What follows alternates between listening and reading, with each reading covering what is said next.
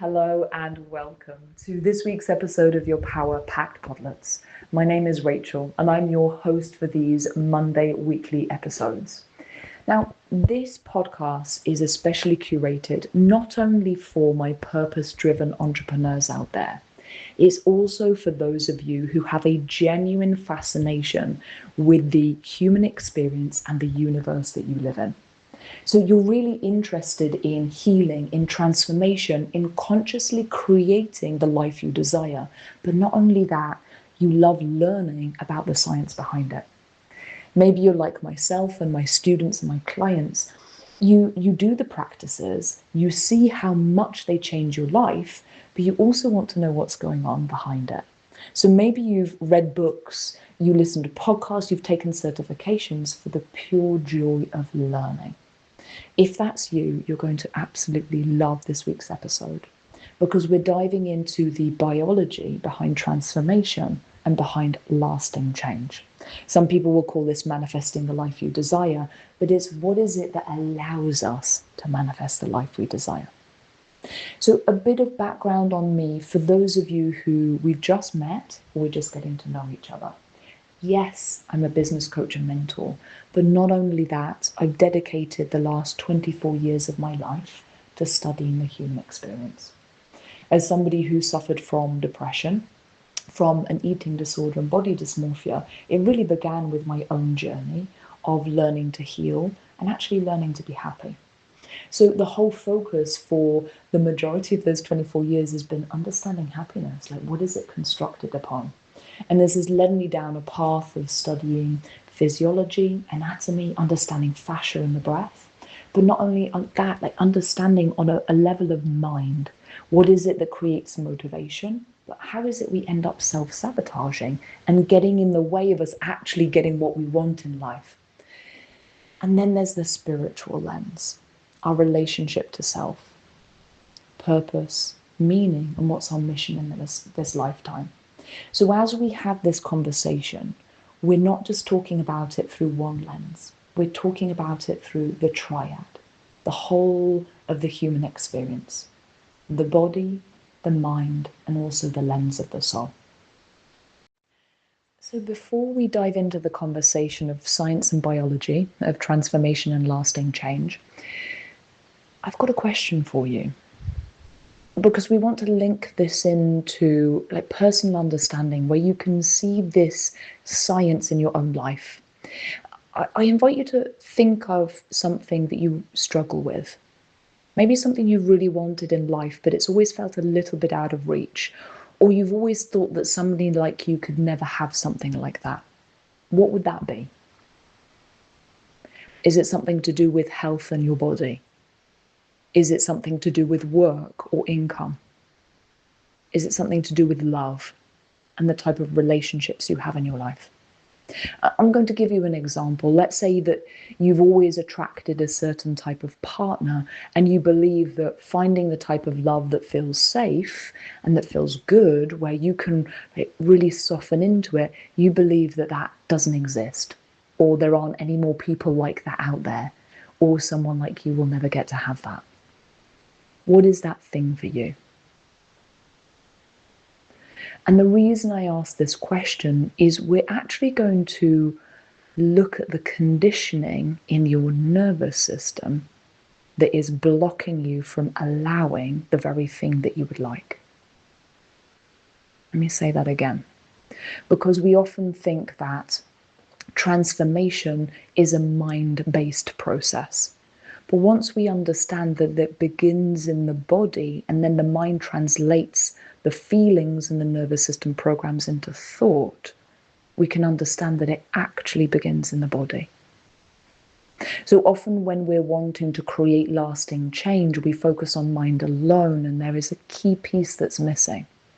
Because what does not feel safe in the body, the mind will also not allow. Your mind will always find a story that lets you off the hook, that makes up an excuse that tells you it's not possible if the body doesn't feel it's safe. So really where we're going to go right now is understanding what's going on biologically within your body and what's been programmed into your system for you to allow yourself to have up until now. Now, I'm so passionate about teaching this subject because I see every single day how it transforms my clients' lives. Going from burnout to thriving, from being in a job that they don't like to running a business that allows them to travel around the world, to healing health problems, to changing their love life. But also I see every single day how differently my own life looks.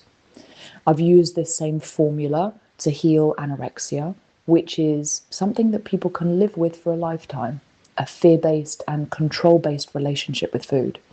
And it's the same formula I've used from running a business where I was working really long hours. I'd take a holiday and money would stop coming in. So I'd come back and I'd have to make up for lost time. And I was on the road to burnout, earning what I would say was an average wage. To now having a business where I can take 11 weeks off a year. I work a lot less and there is no cap on my earning potential. In fact, when I'm on holiday, I often get messages from clients saying, can you send me an invoice so I can pay you? And the real shift hasn't been in what I do. It's what's happened on a level of nervous system. So let me share a little bit with you, some of the science. Andrew Huberman talks about this. Some of you, I'm sure, will follow him, understanding what goes on a biological level. So I invite you for a moment to understand that your body is, we're not just the only living organism within the body, right? Your body is made up of billions of single-celled organisms, viruses and bacteria. It's elements of life that have evolved over billions of years to go from a single-celled organism to a complex being where every single cell has a function within the unit that is your body.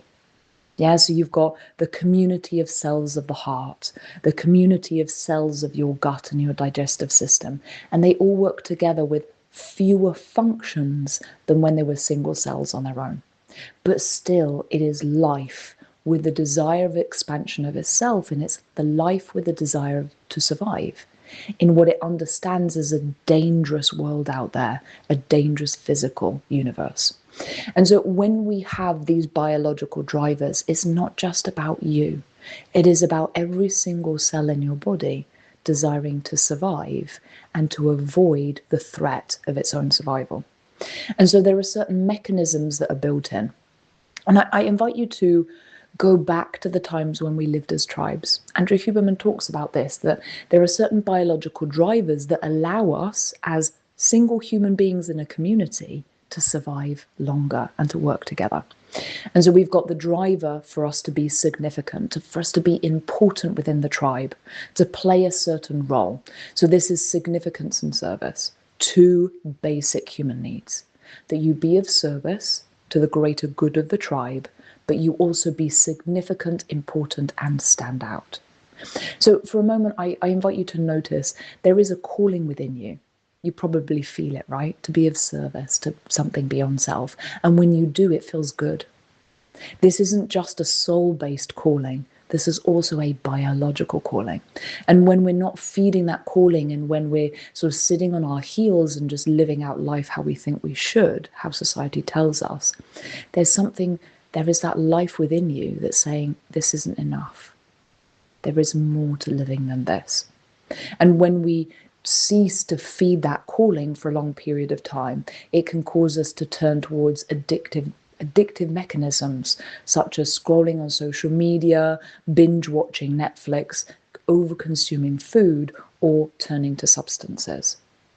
So substance use isn't just about pushing down an emotion. Sometimes it is the boredom that we feel, but the boredom is actually life saying, there is more that you can be doing with your time.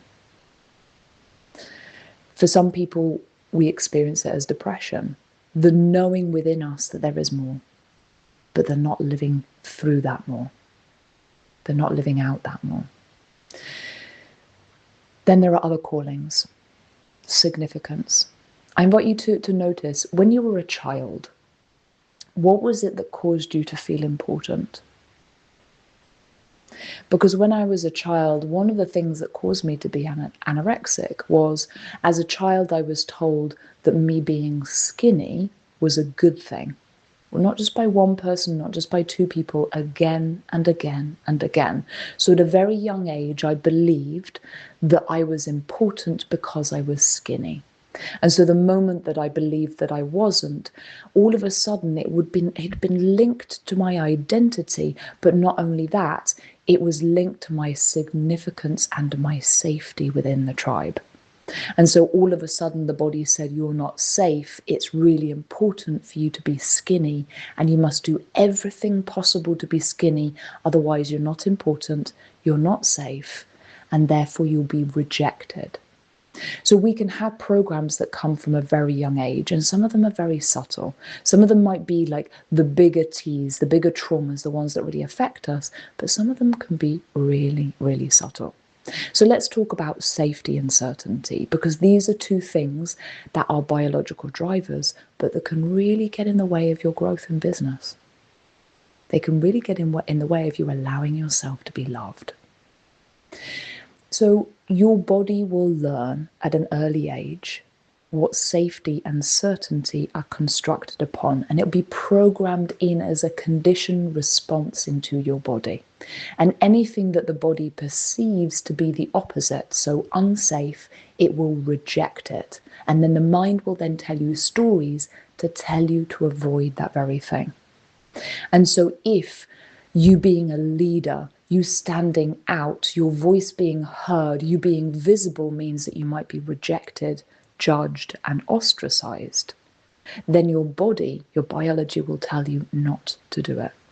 So some of you will be wanting to create these incredible projects that require that you be visible on social media, that require that you stand on stages with a microphone in your hand, that require you to say things that might trigger other people and cause them to tell you that you're wrong, you don't know what you're saying, or throw hateful comments towards you.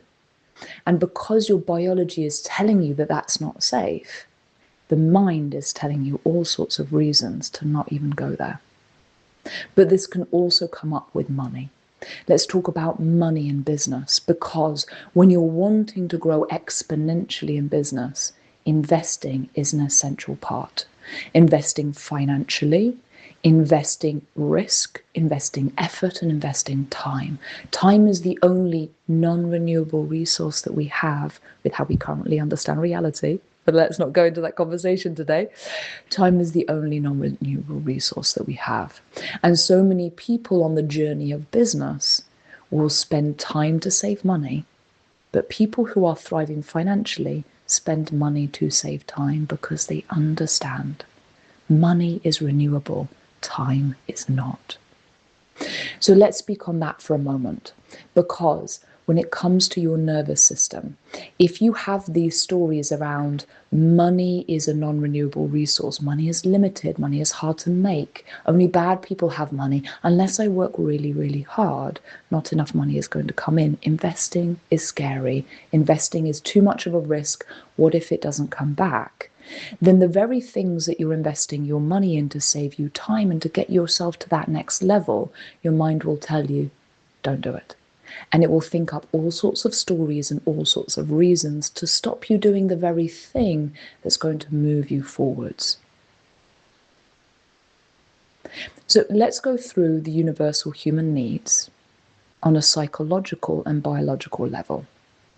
They are safety, certainty, significance, variety, growth, and service. I invite you to notice for a moment. Where are the arenas in the very thing you're wanting to manifest more of that you struggle with? Where do you think you maybe, on a level of nervous system, don't feel safe? So you're blocking the very thing that you want, and you're actually staying where feels safe but doesn't allow you what you desire. When it comes to certainty, so often in life we stay in the realm of safety and certainty rather than taking the risks, stepping into the realm of the unknown, going on the adventurous path of risk taking. We're like, no, I'll just stay here, This is where I feel certain, this is where I feel rooted, rather than doing the big scary things that are going to get me to where I want to go.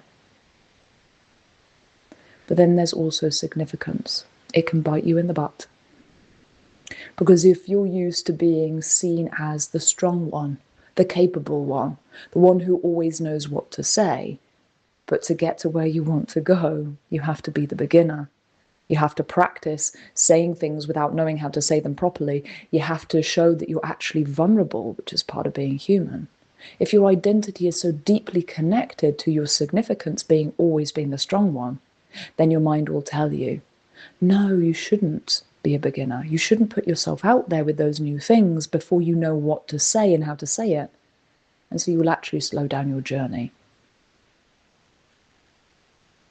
Now, we've gone into many different things, and in one podcast episode, we're not really going to go deep on every single subject. We're really just scraping the surface with this conversation. But what I wish to leave you with is understanding that there are unconscious patterns that are below the surface level. Remember the iceberg. We've all seen this image, right?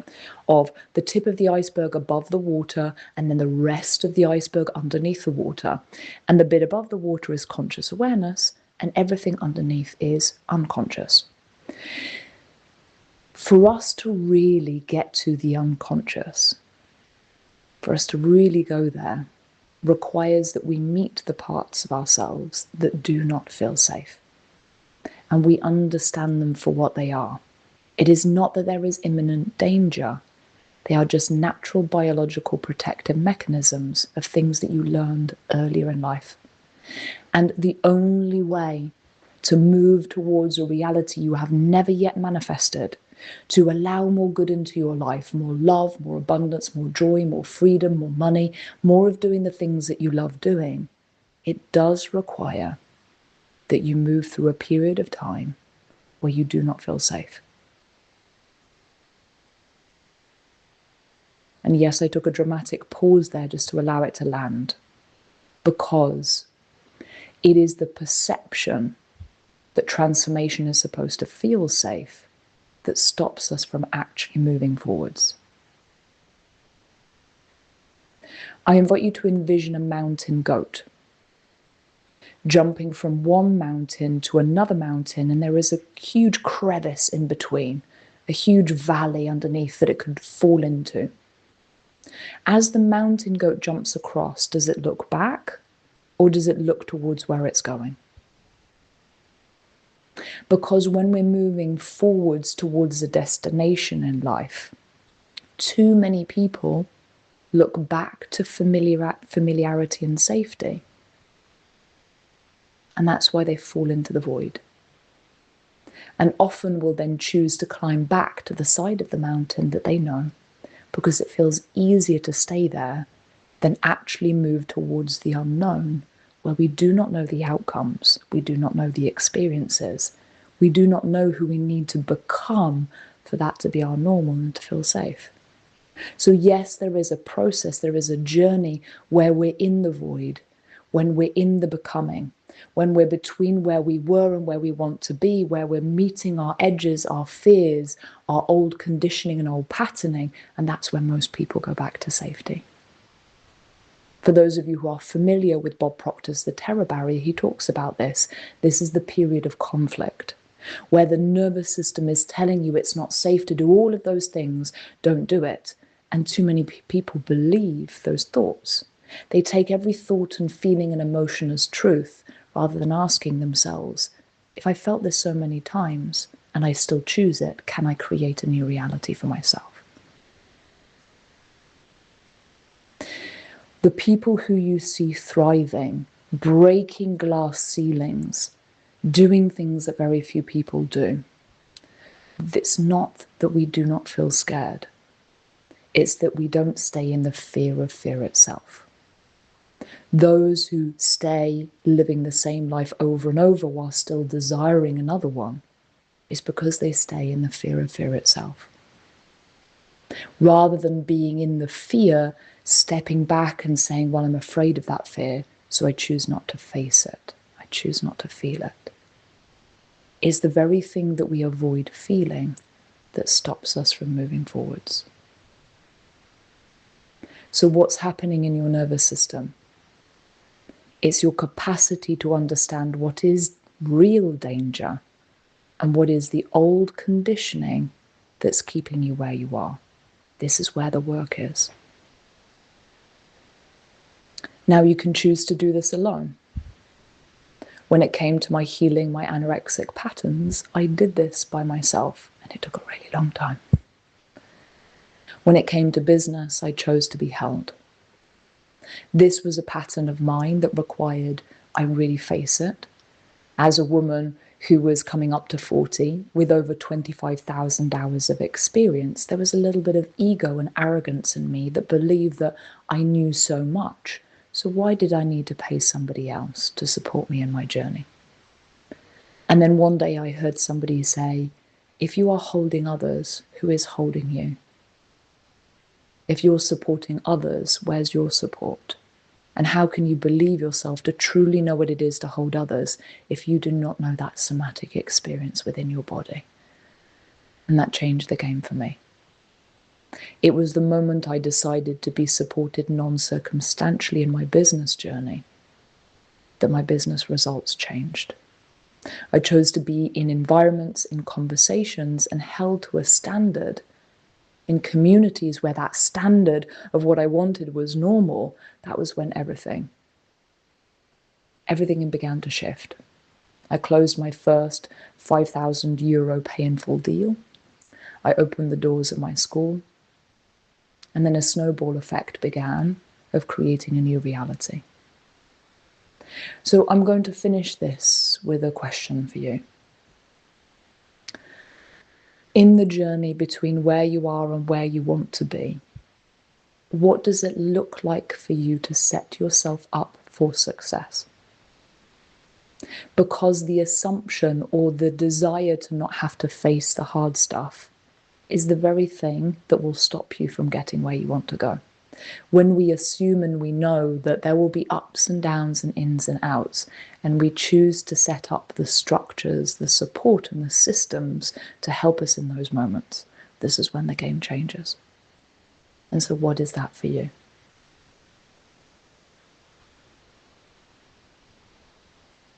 Now, for those of you who you would like to work in the school, you would like to work with me, then send me a DM.